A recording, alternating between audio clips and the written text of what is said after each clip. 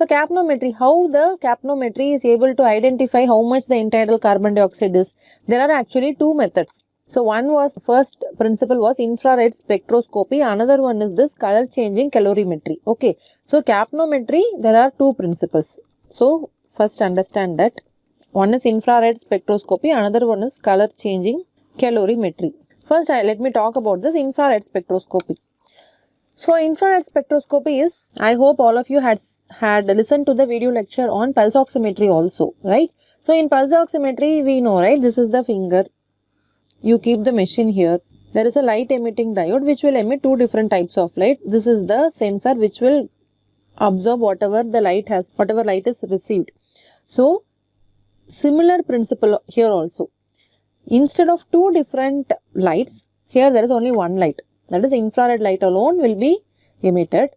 The wavelength is different. Wavelength here it is 4.26 micrometer or 426 nanometer. And this infrared spectroscopy, the emitting diode, it can be either attached along with the mainstream ventilator circuit.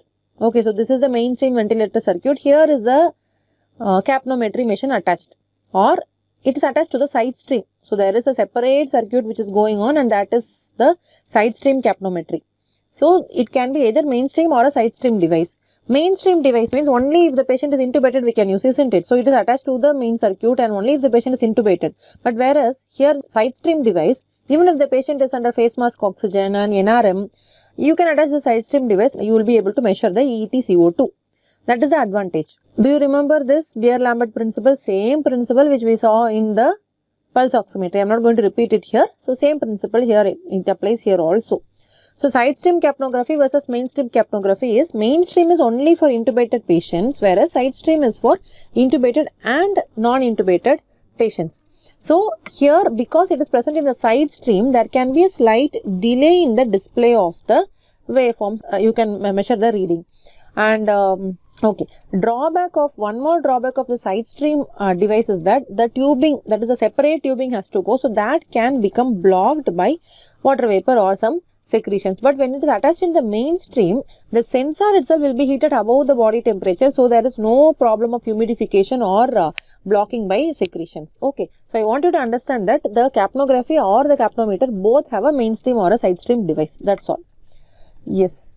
And the one more thing is the color changing calorimetry. Here it is a qualitative device. It is not going to tell you even how much the ETCO2 is. No, not at all. That infrared spectroscopy machine at least will tell you how much is the ETCO2, 38 or 40, you will get the value. But here the color changing calorimetry will only tell you if carbon dioxide is present or not, and even if there is a slight amount of carbon dioxide also, the litmus paper will turn into yellow color.